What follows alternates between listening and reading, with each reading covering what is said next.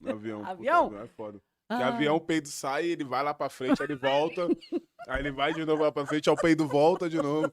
Aí você sente que é o seu peido. Aí você se mistura com o peido de outra pessoa com aquele ar. Né? Não, né? É igual quando alguém espirra. Já sentiu o cheiro de espirro? Mano, eu sinto o cheiro de espirro. sério? Sério, eu sou meio louco.